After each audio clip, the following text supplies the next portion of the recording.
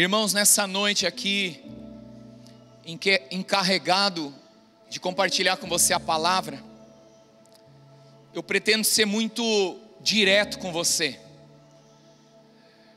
Esse tema sobre as medidas, o Senhor ele fala comigo que não é só uma questão de medidas, mas é uma questão de excelência na aplicação de todas as medidas. E o Senhor me faz enxergar a construção de uma casa. Muitas pessoas, elas pegam os materiais, as medidas de uma construção, e elas vão colocando tijolos e vão preparando todas as coisas e vão construindo. Mas muitas vezes nós não nos importamos com a qualidade do material que nós usamos. E a Bíblia fala que algumas pessoas elas edificam com palha, feno, madeira, coisas que facilmente vão perecer com as intempéries da vida. Mas tem pessoas que elas edificam com ouro, prata e pedras preciosas. E não sei se você sabe, mas a historinha dos 3 porquinhos e do lobo mau, ela foi inspirada nessa palavra de Deus, trazendo uma consciência numa geração de crianças, de que elas não podem construir com qualquer material, mas elas precisam construir com material que vai permanecer quando vier o vento, quando vier a chuva, quando vierem as dificuldades. Mas outra coisa que o Espírito fala para mim, que quando nós pensamos nas medidas de Deus e na qualidade dos materiais usados para a aplicação das medidas de Deus, nós não podemos negligenciar que precisa ter precisão e alinhamento no que nós fazemos. Você está ouvindo?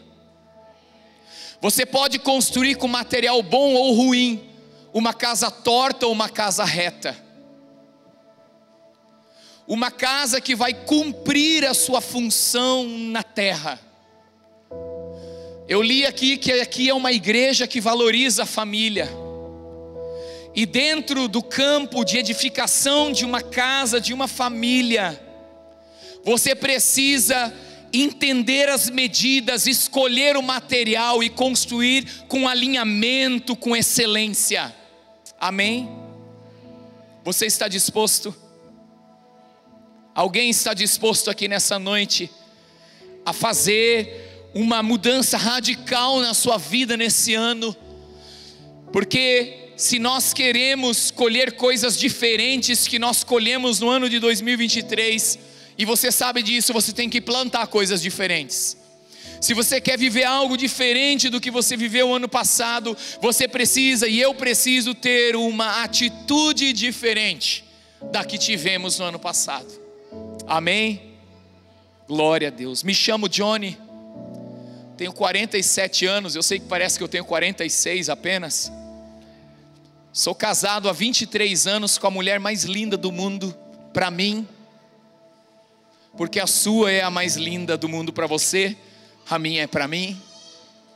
Com a Michele, eu tive a graça de ter 2 filhos, na verdade um casal, nossa primogênita Rachel e nosso caçulinha Samuel. A Rachel tem 14 anos, Samuel tem 10 anos. Nós estamos há 23 anos no ministério em tempo integral, servindo ao Senhor, e nós amamos a Jesus. Nós amamos a Jesus. Eu e Michele, quando nos casamos, decidimos entregar a nossa vida por amor a Ele, ao serviço dEle. E onde quer que Ele nos enviasse, nós iríamos. Nós não nos importaríamos se íamos ter recursos, muito pouco. O que nós estávamos focados é que nós teríamos Ele. E Ele disse: eis que eu estou convosco todos os dias. Então Ele está. até o fim, até os meus dias se findarem na terra, o Senhor, eu sei que Ele estará comigo. E o meu trabalho, o meu foco é que eu esteja com Ele também todos os dias da minha vida. Amém? E hoje eu quero trazer uma palavra ao seu coração. É uma palavra que encheu o meu coração. Encheu. Eu confesso que eu pensei e vasculhei a Bíblia para trazer uma palavra que focasse bem diretamente sobre medidas, mas o Senhor deu a nós como Verdade e Vida lá em São Paulo um tema esse ano, e o tema é sobre excelência. E a excelência, ela fala sobre você exceder o seu limite. A excelência, ela fala de você sair desse lugar, e perdoe-me se eu for duro com algumas palavras, sair desse lugar de mediocridade, de mais ou menos, de tá bom assim, e entrar no lugar onde eu quero extrair o melhor de mim. Não tem relação com ser melhor do que outro, mas tem relação em ser a melhor versão de mim mesmo para a glória de Deus. Você me ouviu? Porque nós não estamos em uma competição com pessoas, mas nós estamos em superarmos a nós mesmos e crescermos até nos tornarmos a estatura e a medida e a plenitude de Cristo. E para isso o Senhor nos deu a igreja, para juntos nós fazermos isso. E eu tenho aprendido no decorrer da minha vida que existem 3 portais muito importantes na nossa vida. Pergunta: quais são eles? Mais alto, senão eu não respondo. Eu vou responder. Os olhos, os ouvidos e a fala. Os olhos, os ouvidos e a fala são portais dos céus, do reino de Deus, para que eu receba e manifeste os desejos, os desígnios de Deus na terra. Só que pelos mesmos portais, nós podemos permitir que entrem, e que pela boca saia maldições em vez de bênçãos, paralisia, esterilidade ao invés de fertilidade e velocidade. Então eu quero nessa noite, com você, falar sobre um deles, que são os olhos. Amém? São os olhos. E eu quero que você abra a sua Bíblia, se você puder, em Mateus capítulo 6, versículo 22 e 23. Eu vou ler na Nova Almeida atualizada, eu gosto muito dessa versão. Tem 2 versões que eu tenho lido bastante esse ano, que passou. A NVT, Nova Versão Transformadora, e NAA, que é Nova Almeida atualizada. E eu acho que elas simplificam um pouco, mas não distorcem tanto. Amém, irmãos? Os olhos são a lâmpada do corpo. O que os olhos são? Então o que ilumina o corpo? Os olhos. Se os seus olhos forem bons, o que ele diz? Todo o teu corpo será cheio de luz. Agora, se eles forem maus, o que vai acontecer? Todo o seu corpo estará em trevas. Você percebe que esse texto ele diz que se eu tiver um olhar correto, se eu tiver, e eu vou usar a palavra do tema que vocês têm, se eu tiver uma medida correta, se eu tiver uma motivação correta no meu olhar, então o meu corpo será todo iluminado. E luz fala que eu vou ter condições de verificar se há algum caminho mau. Lembram daquela mulher que perdeu a dracma? Alguém lembra? Ela perdeu a sua moeda, ela perdeu um valor, ela perdeu algo de muita importância para a vida dela, e ela perdeu dentro da casa, que significa, ela perdeu dentro de si. Às vezes nós perdemos valores de Deus dentro de nós. qual é a primeira coisa que essa mulher faz? Ela acende uma luz. E quando ela acende uma luz, ela acha a dracma? Diga não. Ela acha o quê? Diga sujeira. Ela percebe a condição da sua casa. Por que eu digo isso? Porque ela vai varrer a casa. Se ela vai varrer, é porque está suja. Então aquela mulher começa a varrer a casa. E ela encontra o seu tesouro perdido. Se nessa noite você ousar ter um olhar correto para com você mesmo, você vai permitir que a luz de Cristo acenda dentro de você. E a primeira coisa que você vai encontrar não é tão boa, mas você vai poder, identificando ela, dizer: não quero mais você. E encontrar o seu valor, encontrar o seu tesouro, que é o que Deus depositou na sua vida. Você recebe isso? Agora, esse mesmo texto em Lucas 11, 33 ao 26. Ninguém, depois de acender uma lamparina, a coloca em um lugar escondido. Irmão, para que você vai acender uma lanterna e colocar ela de ponta cabeça?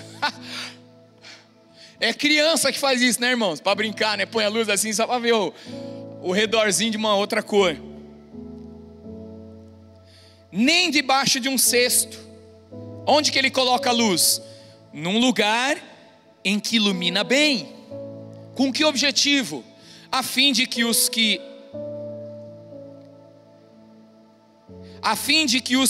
entram nessa casa vejam a luz. E agora ele vai falar a mesma coisa que Jesus falou no outro texto. Os olhos são a lâmpada do corpo.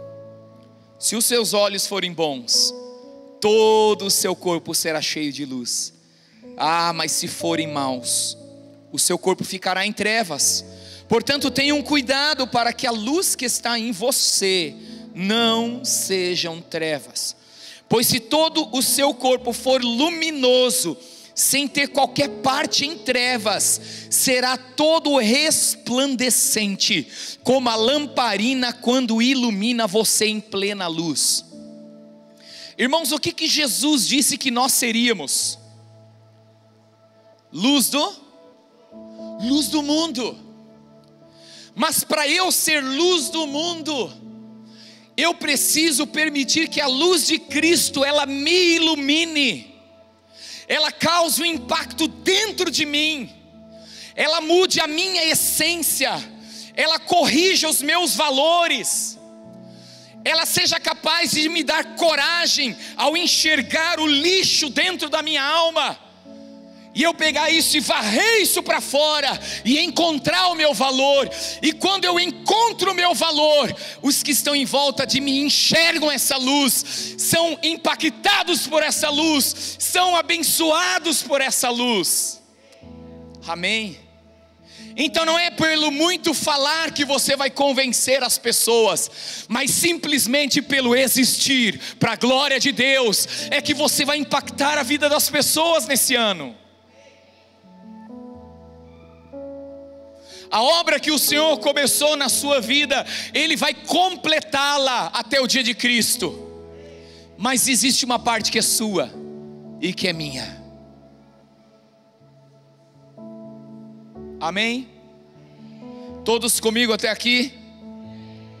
Agora Jesus, Ele está impactando as nossas vidas, falando sobre um valor eterno, de nós termos uma forma excelente de olhar. Uma forma não como o mundo vê. Jesus, ele disse: eu só faço as obras que eu vi o meu Pai fazer. Ele tinha uma referência, mas muito mais do que uma referência, Jesus tinha um modelo, e o modelo era o Pai. Então ele via as obras do Pai, e ele fazia exatamente o que ele via.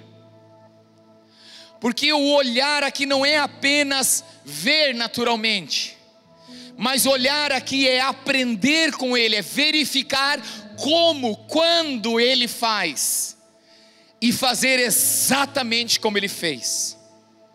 Quando Moisés recebe a planta do tabernáculo, Deus mostra detalhes, coisas minuciosas, desde o tipo de material, a forma que deveria ser construída, e ele diz assim: faça conforme o modelo que te foi dado no monte. Ou seja, respeite as medidas, respeite os materiais, respeite os alinhamentos.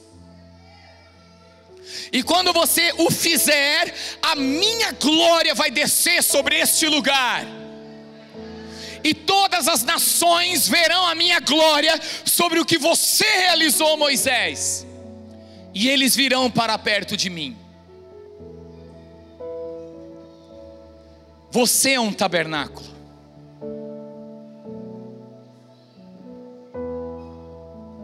Só que nós fomos criados na nossa essência para crescermos. Nós não nascemos pronto. Vire para a pessoa do seu lado, não sei se você gosta de fazer isso, mas diga: você não nasceu pronto. Você nasceu perfeito, mas não nasceu pronto. O seu corpo humano era perfeito, a sua sexualidade perfeita, mas precisava se desenvolver. E a ideia de Deus para nós é que nós cresçamos na graça e no conhecimento de Cristo Jesus, porque Jesus crescia em graça, em autoridade diante dos homens e de Deus. O próprio Deus, quando se torna homem, se coloca dentro de um processo para dizer que vale a pena crescer em Deus, vale a pena andar todos os dias com o Senhor, até que eu me torne semelhante a Ele. Amém? Eu quero que você entenda algo.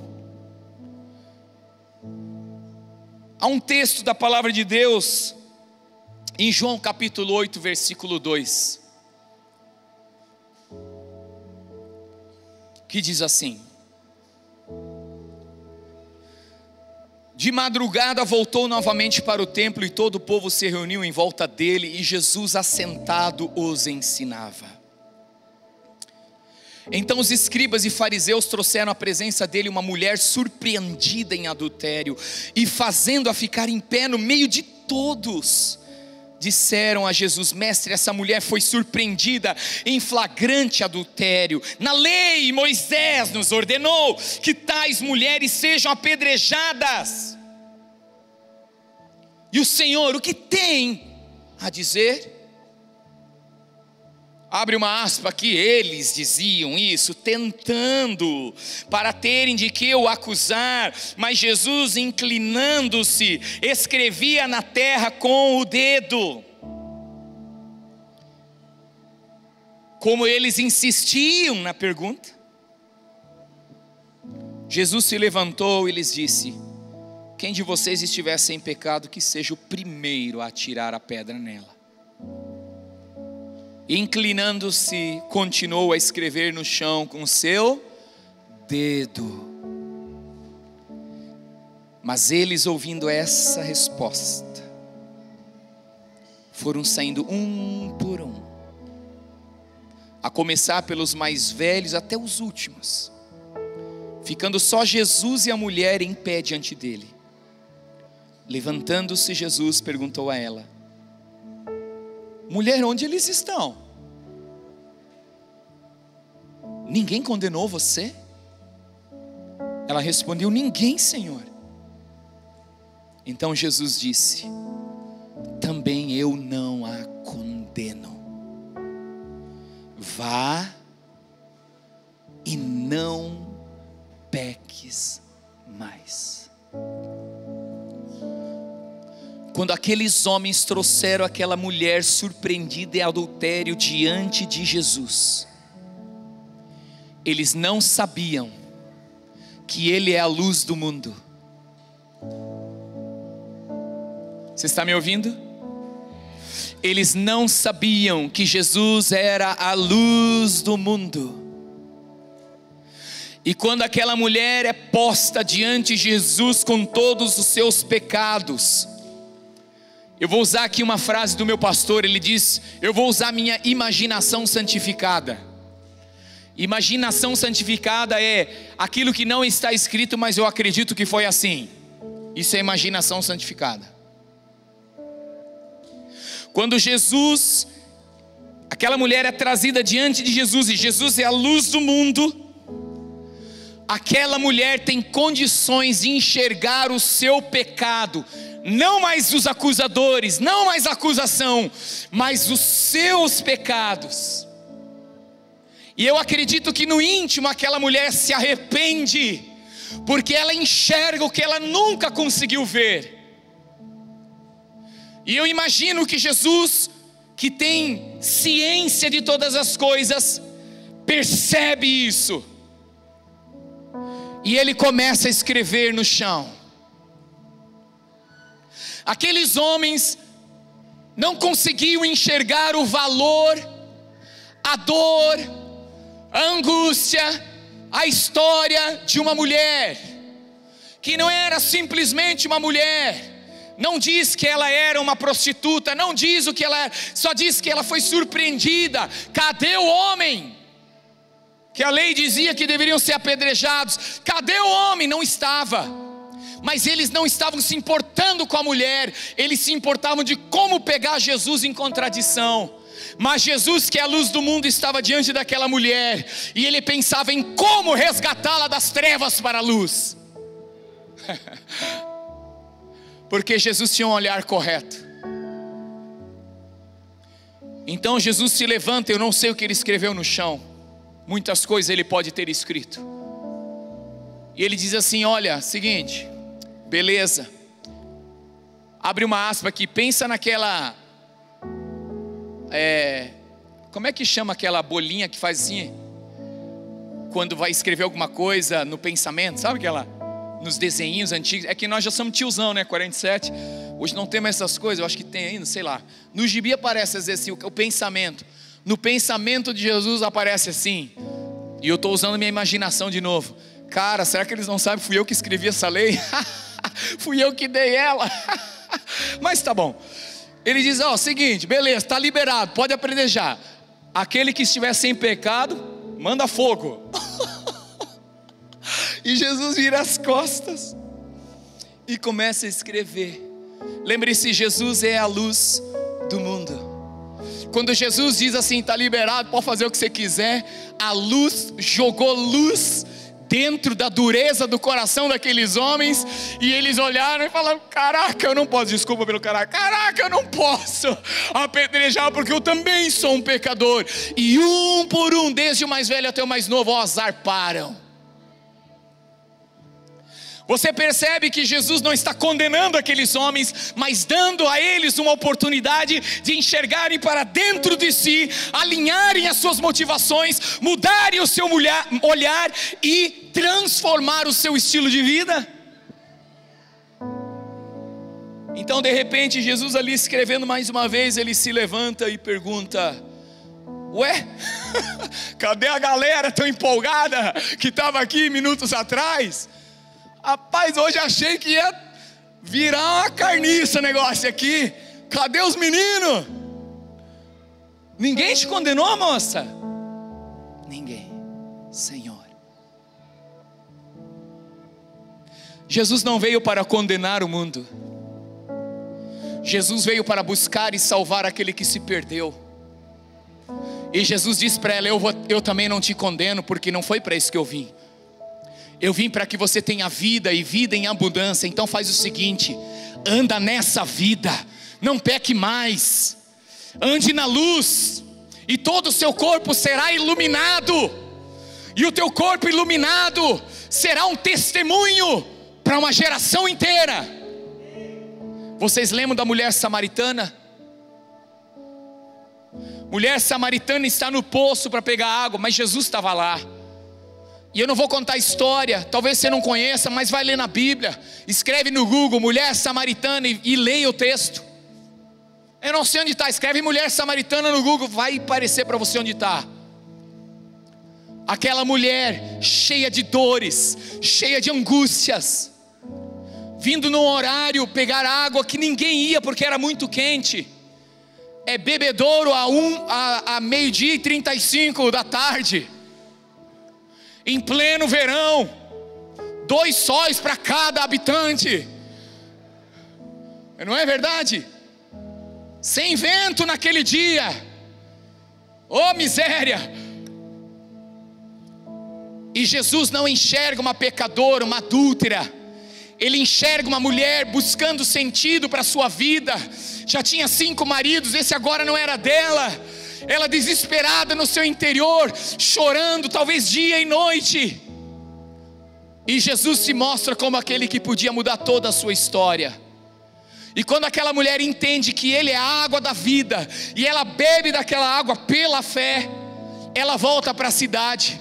Uma mulher que não queria ver gente, uma mulher que queria se esconder da sociedade, por causa das acusações, dos julgamentos, das injustiças na sua vida, agora ela dá testemunho de Cristo. Uhul! E toda uma cidade se prostra diante do Rei Jesus.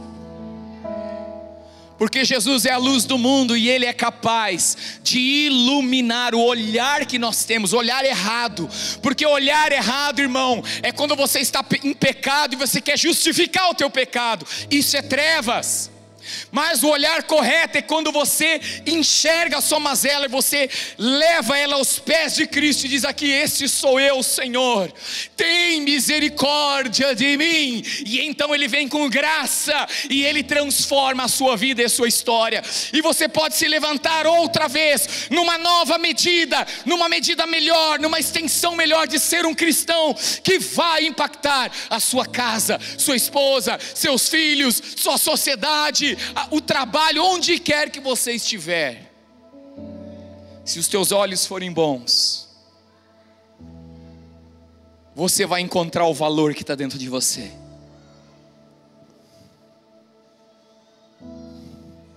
Tem mais um texto que eu acho incrível.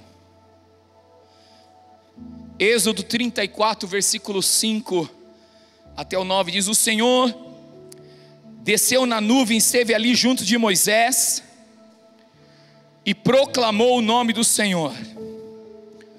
O Senhor passou diante de Moisés e proclamou: o Senhor Deus, compassivo e bondoso, tardio em irar-se e grande em misericórdia e fidelidade, que guarda misericórdia em 1000 gerações, que perdoa a maldade, a transgressão e o pecado, ainda que não inocente o culpado, e visita a iniquidade dos pais nos filhos, até a 3ª e 4ª geração. O Senhor está falando dele mesmo para Moisés. O Senhor está diante de Moisés dizendo assim: o Senhor, Ele é bom.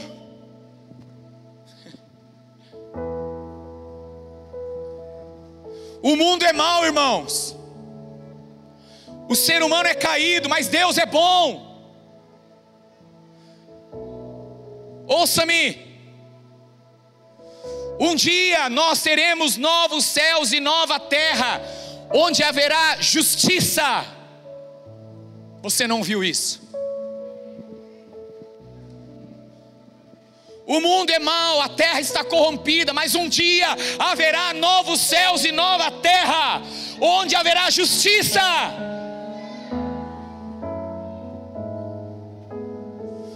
O homem, ele é caído, mas justificados mediante a fé, nós temos paz com Deus. E um dia você e eu teremos um corpo glorificado, onde a enfermidade, a dor e essa malignidade de querer pecar, essa carne maldita que quer pecar, não mais nos dominará, porque nós seremos semelhantes a Ele, semelhantes a Jesus.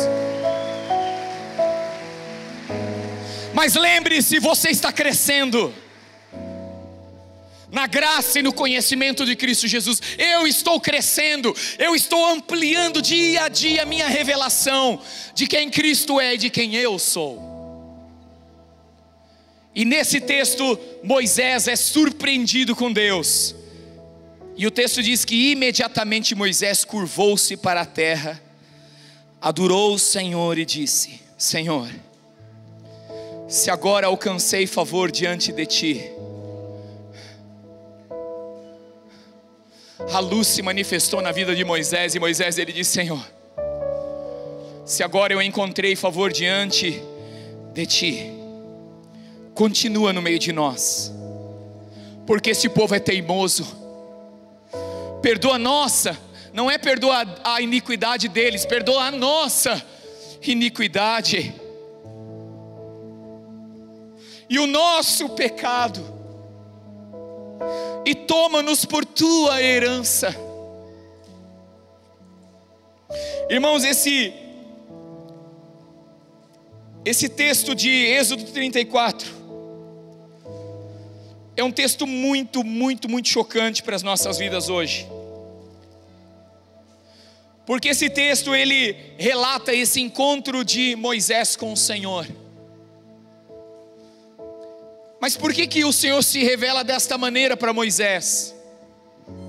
E por que Ele se revela nessa noite desta maneira para você e para mim?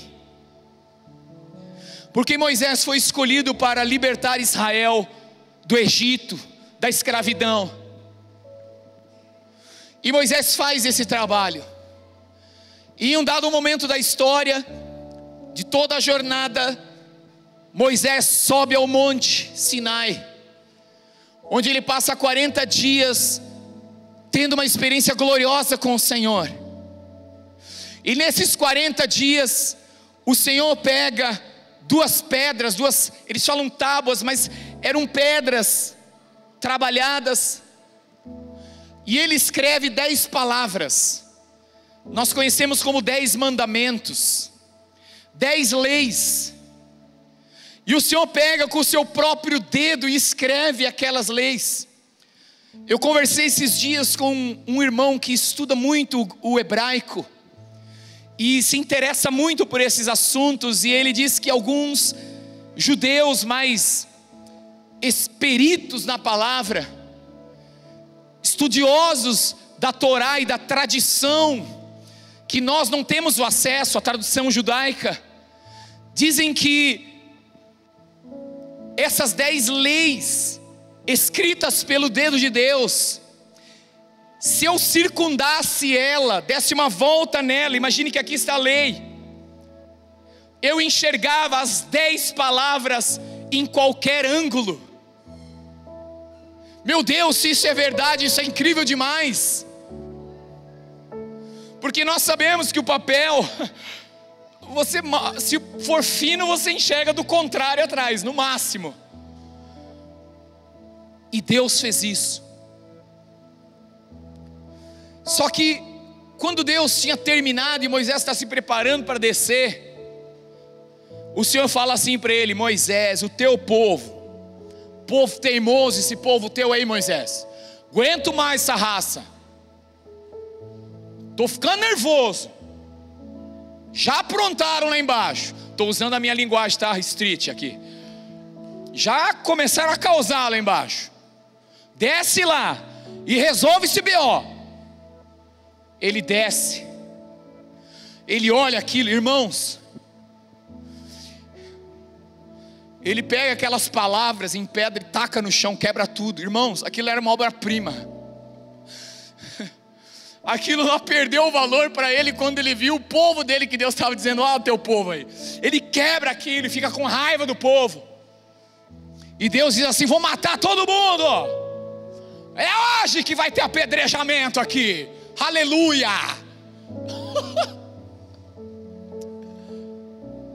Só que Moisés, com raiva do povo, ouve a palavra de Deus e diz: não, não, Senhor, não.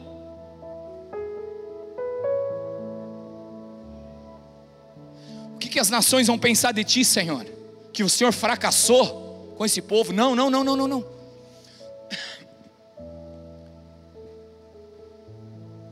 Eu quero te fazer uma pergunta. Aquele povo acabou de fazer um bezerro de ouro para dizer que aquele bezerro tirou eles do Egito. Aquele pecado que eles cometeram estava escrito nas 10 palavras: não terás outros deuses diante de mim. O que faz um homem desse, que teve um encontro tão profundo com Deus e enxerga a miséria da humanidade, dizer não para um Deus que quer destruir um povo? É alguém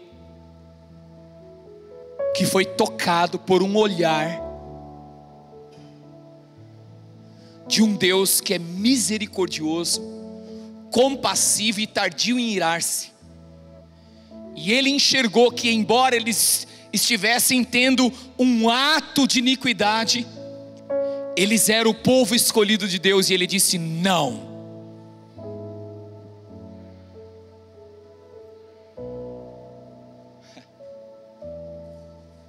Você ouviu isso? Nosso Deus não é gente.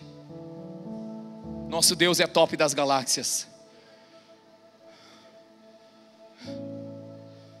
Então o Senhor fala assim: seguinte, Moisés, tem uma missão para você. Sobe de novo, lavra pedras. Eu quero que você veja o versículo 1 do capítulo 34. Então o Senhor disse a Moisés: corte 2 tábuas de pedra como as primeiras, e eu escreverei nelas as mesmas palavras que estavam nas primeiras tábuas que você quebrou. E prepare-se para amanhã, para que você suba pela manhã ao monte Sinai e se apresente ali diante de mim no alto do monte.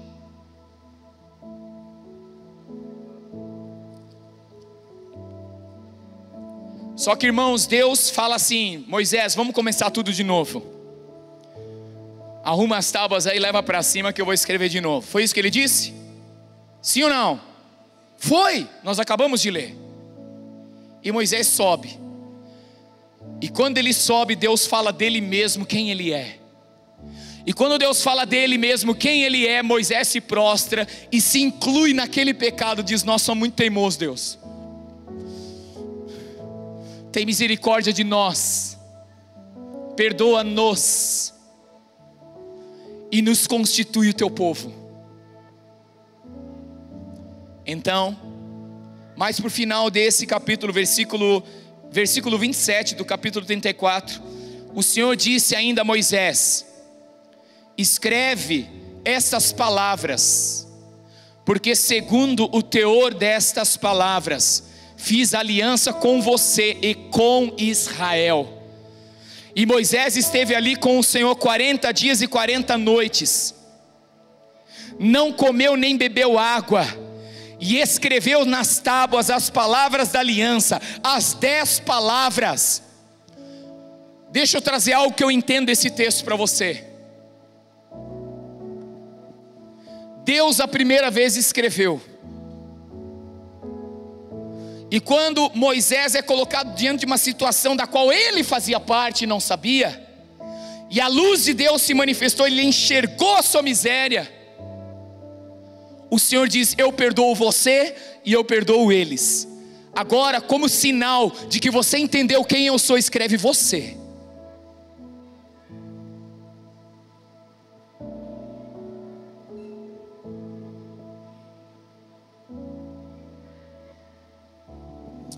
Aqueles que vocês perdoarem os pecados serão perdoados.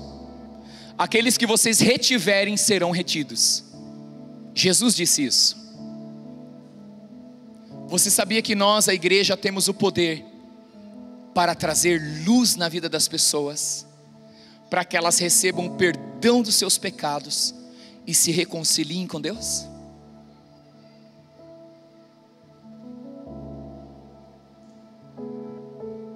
Que texto poderoso, que experiência incrível. Se os teus olhos forem bons, todo o seu corpo será iluminado. Há um outro texto que eu vou apenas citar porque eu quero concluir essa palavra. É um texto de Zacarias capítulo 11, do versículo 15 em diante, que diz: o Senhor me disse: agora pegue os apetrechos de um pastor insensato, porque eis que eu levantarei na terra um pastor que não cuidará das ovelhas que estão perecendo, não buscará a desgarrada, não cuidará da que foi ferida, nem apacentará a sã, mas comerá a carne das ovelhas gordas e arrancará até os cascos delas. Ai do pastor inútil, que abandona o rebanho. A espada cairá sobre o seu braço e sobre o seu olho direito, e o braço ficará completamente seco e o olho direito totalmente cego. Irmãos, nesse texto, o Senhor está condenando, sabe o que, irmãos? Um olhar errado, uma atitude errada. Ele não está dizendo que não vai perdoar, ele está dizendo que ele vai cobrar uma coisa que eu deveria ter feito e não fiz. E esse texto ele diz, é uma parábola que fala sobre uma figura, a ovelha, é uma figura. E ela fala da ovelha que está perecendo, da que está desgarrada, da que está ferida e da que está sã.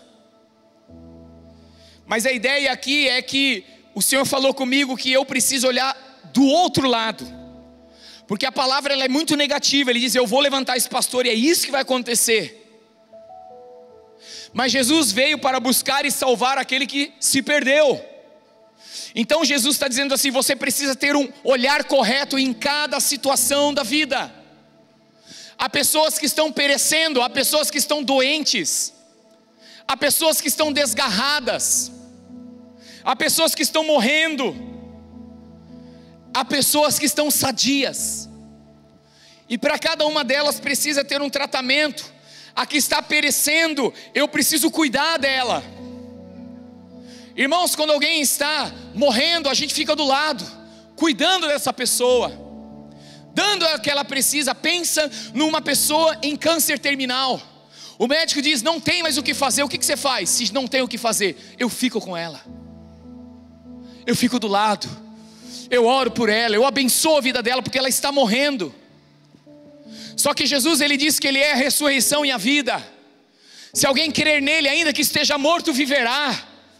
Então só existe uma esperança, a esperança é que Cristo possa restaurar a vida de uma pessoa.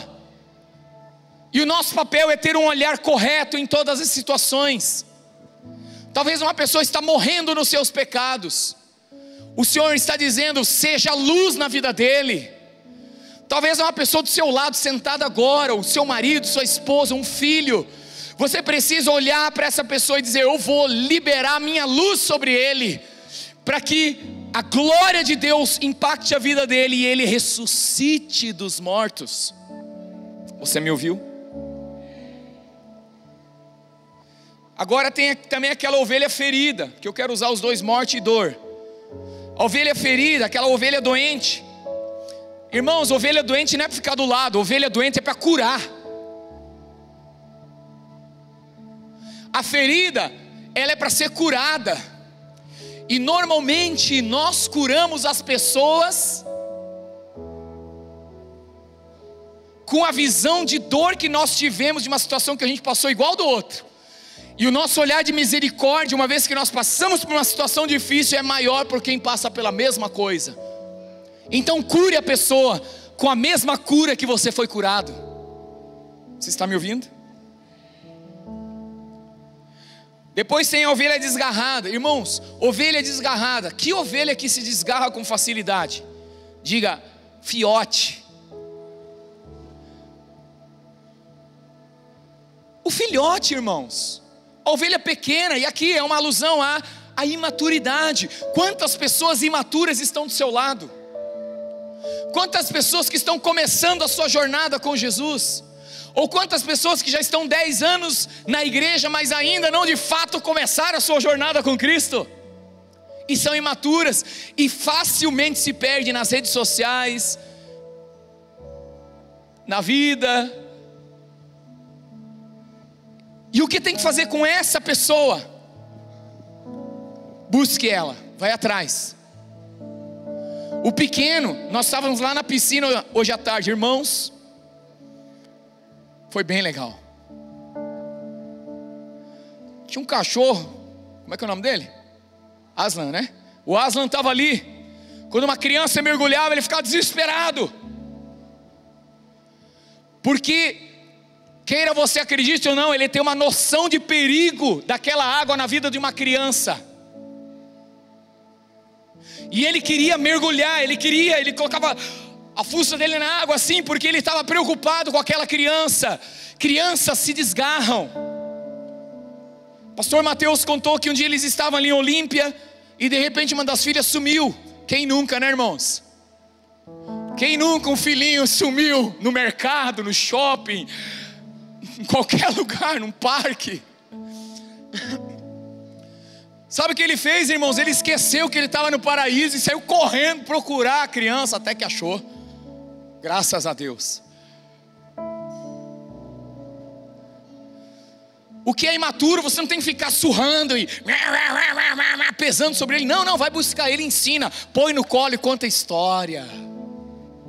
Conta sobre o que Jesus fez na sua vida. Conta como aconteceu a transformação plena da sua vida até aqui. É a pequena. Mas irmãos, por que nós não fazemos essas coisas? Porque o nosso olhar está muito comprometido. A gente está muito iludido com as coisas da vida. A gente está perdido aqui. Agora tem mais um tipo de ovelha aqui que fala que é a saudável. Irmãos, o que você faz com a ovelha saudável? Você fica desconfiando dela, essa ovelha, sei lá, isso aí deve ser um lobo, porque está muito boa. Aí tem, hein? Aí tem, esse cara é muito produtivo, esse cara tem muita unção, tem muita graça, sei lá, hein? Esse cara é um perigo. Não, essa você alimenta. Você traz essa pessoa para a sua vida e você transmite tudo que você recebeu de Cristo para essa pessoa. Você alimenta ela com a verdade, você alimenta ela com a presença de Deus que você tem. E essa pessoa saudável, ela vai ser uma força para você, para poder cuidar da ferida, da que está morrendo e da que ainda é infantil. Porque a ferida pode ser curada, a morta pode ser ressuscitada, e a pequena vai crescer. Você está entendendo? Isso é igreja, isso é alinhamento. Isso são algumas das medidas do reino de Deus. O olhar correto é uma medida perfeita de Deus na nossa vida. Se os meus olhos forem bons, o meu corpo vai ser luminoso. E se o meu corpo for luminoso, todo mundo será cheio de luz. É sobre isso. Agora eu quero concluir essa palavra trazendo um outro versículo.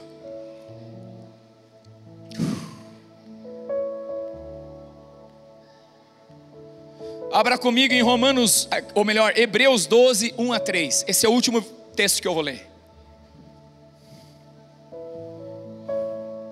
Portanto também nós, visto que temos a rodear-nos tão grande nuvem de testemunhas, livremo-nos de todo o peso e do pecado que tão firmemente se apega a nós, e corramos com perseverança a carreira que nos está proposta. Nesse texto nós somos chamados a fazer algo, correr com perseverança a carreira que nos está proposta. Amém?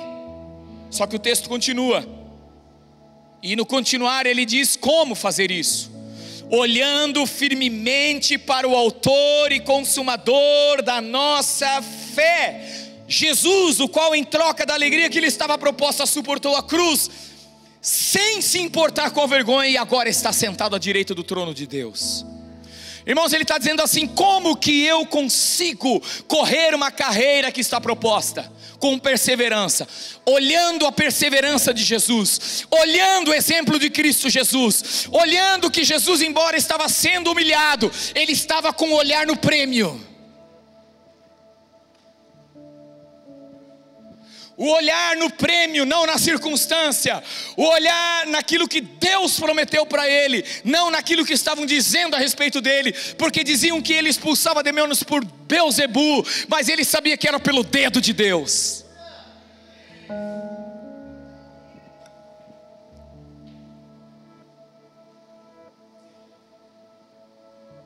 Mas olhar para Cristo Jesus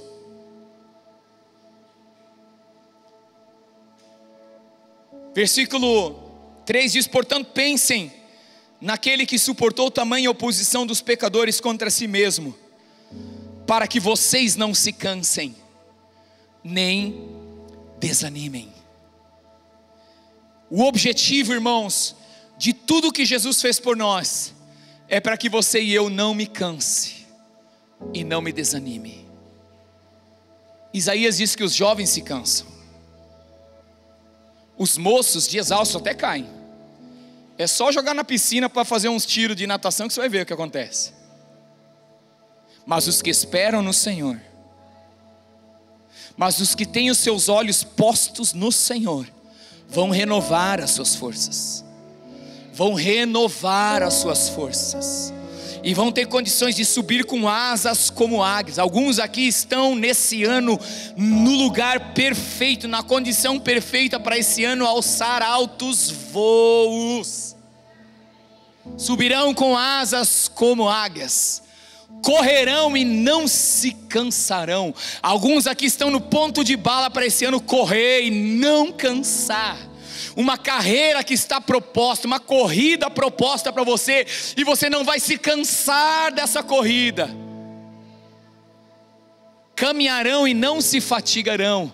Alguns aqui já voaram muito, alguns aqui já correram muito, mas agora é tempo de caminhar e não enjoar da caminhada, mas apreciar a paisagem e com gratidão no coração diz: Ebenezer, até aqui me ajudou o Senhor, grandes coisas fez o Senhor por mim. A jornada foi longa e dura, mas olha só, eu estou curtindo a vibe com o Senhor, tá bom demais. Vai nessa levada, Jesus, que tá bom demais. Ou talvez pensando em você que está começando, você vai começar a esperar no Senhor e começar a ver o que você nunca viu, para poder entrar na nova fase de correr e não se cansar, até que você possa voar alto nos lugares mais altos. Se os teus olhos forem bons, todo o seu corpo será luminoso. Se você olhar com precisão para as obras de Deus, você vai realizar com exatidão as obras de Deus. Olhe com precisão o que Ele já fez e faça o mesmo. Por isso que Jesus disse: as obras que eu faço, vocês vão fazer maiores, porque eu vou para junto do Pai. Jesus está nos chamando, assim como para os discípulos. Lembre, eles estavam ali com Jesus. Ele disse: eu vou para o Pai. Mas Jesus estava chamando eles para quê? Para continuarem a olhar para Ele agora onde Ele está, e entenderem que agora eles estão onde Ele estava. Ele estava na terra olhando para o Pai, realizando as obras do Pai na terra. Agora Ele sobe ao lado do Pai e Ele diz: agora vocês façam o que eu fiz. Olha para mim e faz a mesma coisa. Só isso. E eu concluo essa mensagem dizendo: qual vai ser a resposta que nós vamos dar para esse ano? E eu quero que você pense sobre a sua vida e você decida por si mesmo: o que eu vou fazer esse ano? Viverei para a tua glória, como nós cantamos, tudo é para a tua glória.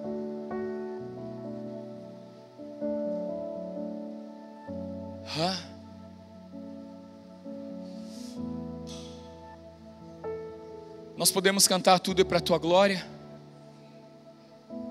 Se o Ministério de Música quiser nos ajudar. Agora, se você é do Ministério de Música, ao invés de querer ajudar aqui, quer vir para o altar, então fique no altar.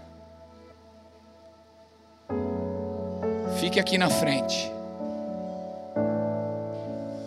E eu quero convidar você que quer nessa noite, a última noite, o 7º dia de consagração para o ano de 2024, depois de todas as palavras que você ouviu, e numa conclusão que nós fazemos hoje, você quer deixar o seu lugar e vir para o altar dizer: Deus, me alinha, me corrige, me ilumina, me dá olhos que veem, que iluminam o meu corpo, para que eu possa enxergar as tuas medidas, a exatidão das tuas obras, para que eu possa ser a tua expressão, porque o Filho foi a expressão exata de quem Deus era, e Ele nos chama para sermos a expressão exata de quem Ele era.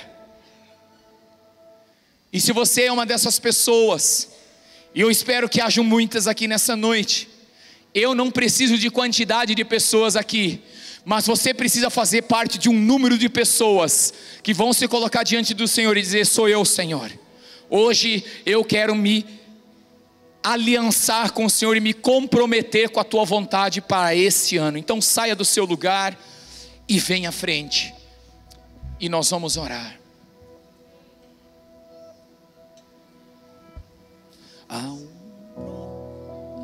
Vai começar do início? Há um propósito eterno, tu eterno, pra existência, ambições e outros sonhos, um dia cairão, um dia cairão ao chão, um dia cairão ao chão.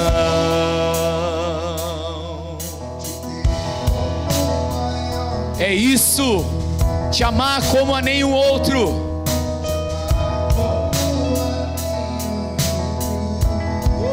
Tua grandeza descoberta, e toda a terra saberá. Aleluia! E toda a terra saberá. Saberá o quê? Que somente tu és digno de exaltação. As coisas deste mundo ante a ti perdem o valor, e somente tu és digno de exaltação. Tu serás reconhecido entre as nações.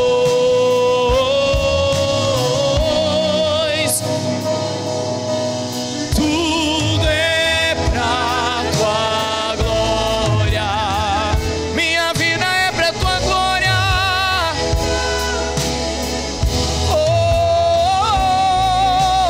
Tudo é pra tua glória.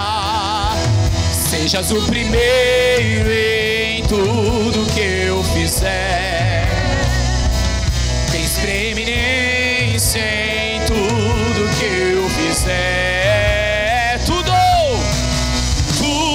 é pra tua glória,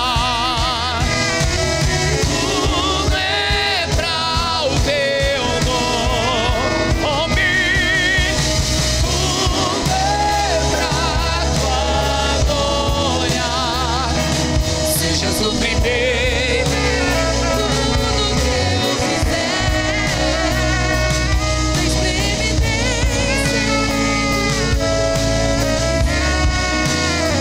tens preeminência. Isso, derrama tua glória em mim, em qualquer lugar.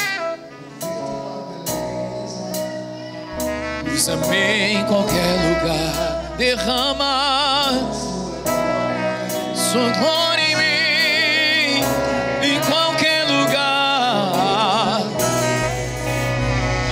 Usa-me em qualquer lugar.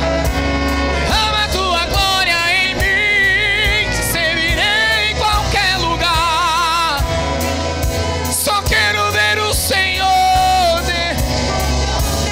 Sim, Senhor, usa-me. Derrama em mim,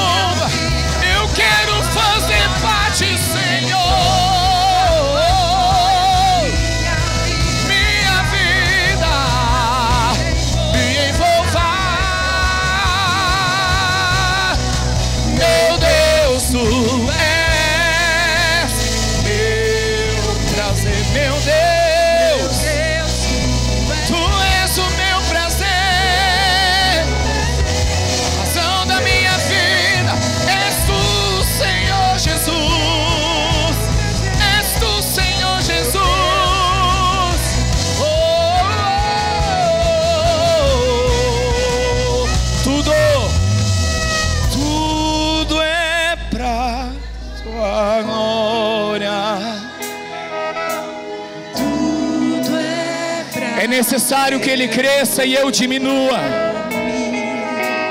Tudo é pra tua glória. Sejas o primeiro. Tudo que eu fizer. Tens preeminência. Tens preeminência em tudo. Sejas o primeiro. Sejas o primeiro em tudo. Tens preeminência, preeminência, preeminência. Senhor, eu quero colocar cada um dos meus irmãos e me colocar juntamente com eles nessa hora diante de Ti. Aqui estamos nós, Senhor. Somos o Teu povo. Quantas vezes rebeldes, quantas vezes, Senhor, nós estamos distraídos, mas nós somos Teu povo, um povo de um Deus bondoso, compassivo e tardio em irar-se, o povo de um Deus que derrama luz sobre o nosso rosto, que assim como Jesus iluminou a vida daquela mulher, o Senhor um dia iluminou a nossa vida e nós enxergamos duas coisas. Nós enxergamos o nosso pecado, mas nós enxergamos o Teu tesouro dentro de nós. E hoje, num ano de nos alinharmos e de percebermos as medidas do Senhor para cada área das nossas vidas, nós nos rendemos e dizemos: cumpra-se em nós a Tua vontade. Senhor, nos envolva na Tua história. Senhor, conte conosco. Que esse ano a Tua unção, a Tua glória, o Teu poder sejam abundantes na vida de cada um dos meus irmãos. E que aquilo que não aconteceu em 10 anos aconteça nesse ano. Orações que há 10 anos estão sendo feitas e parece que nunca serão respondidas, que esse ano sejam todas respondidas. Eu oro, Senhor, para que o Teu povo em Bebedouro seja uma candeia que brilha, que ilumina toda a cidade, para que as pessoas enxerguem neles a Tua bondade, a Tua graça, e os que estão longe possam voltar para perto, os que estão perdidos possam ser resgatados, os que estão morrendo sejam ressuscitados, os que estão doentes sejam curados, e os que estão saudáveis sejam alinhados nesse ano no Teu propósito, e sejam cooperadores de Deus nessa cidade.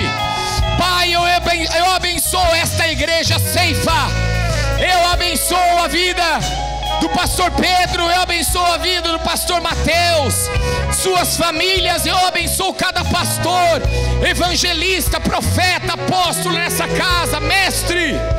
Eu abençoo a unção dos 5 ministérios nessa casa. Eu abençoo cada um povo de Deus neste lugar. E eu declaro multiplicação neste ano, não para nossa glória, mas para a Tua glória. Senhor, em nome de Jesus, eu reparo brechas no mundo espiritual, e eu declaro que não mais haverá divisão nesta casa, não haverá mais tristeza, mas haverá abundância. Esta casa é uma árvore que tem raízes profundas, e que este ano crescerá e estenderá os seus ramos, fará sombra para os cansados e dará alimento para os famintos, e tudo isso será para a glória de Deus, para a glória de Deus. Aplauda o Senhor, glorifique a Cristo, se envolva com Ele.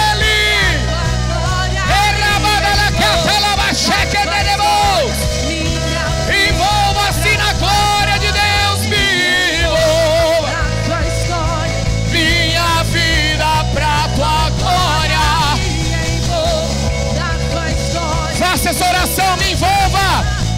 Meu Deus, tu és. Meu prazer. Meu Deus, tu és. Meu prazer. Irmão, você pode até falar para a pessoa do seu lado assim: o teu olho ainda não viu, o teu ouvido não ouviu, e a tua mente, o teu coração ainda não percebeu o que Deus vai fazer esse ano na sua vida. Diga, você não sabe, você não viu ainda, você não ouviu, você não sentiu, você não sabe ainda o que Deus vai fazer esse ano na sua vida e na sua história. Coloque os seus olhos em Cristo Jesus. Nós cantamos há pouco: eleva os meus olhos para os montes, de onde me virá o socorro? O meu socorro vem do Senhor. A resposta certa é do Senhor. Nos teus planos esse ano, que você já fez ou que fará, a resposta certa virá. Ela virá, mas ela não virá de você, ela virá do Senhor. E a sua vida, a sua história vai impactar essa cidade, toda a redondeza, e alguém na terra vai ouvir o que Deus fez por você.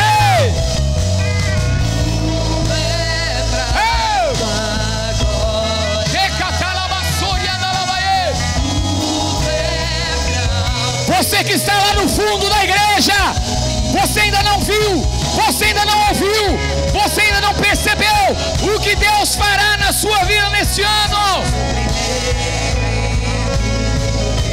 Você que está em casa, você ainda não viu, você ainda não ouviu, você ainda não percebeu o que Deus vai fazer na sua vida nesse ano. Você que está na terra, não ouviu essa mensagem, você ainda não viu, você ainda não ouviu, e você ainda não percebeu o que Deus vai fazer na sua vida nesse ano. Só algo que o Senhor pede a você: que você o ame, porque isso Ele fará para aqueles que o amam. E quem ama quer olhar para Ele, quem ama quer estar com Ele, quem ama quer gastar os seus dias com Ele. E esses receberão a resposta certa. E esse é você. Esse é você. Você recebe isso. Então mais uma vez aplauda ao Senhor bem forte, dizendo: eu recebo o Senhor. Eu recebo o Senhor. Eu recebo a tua palavra. Que o Senhor receba a recompensa, a glória, o louvor.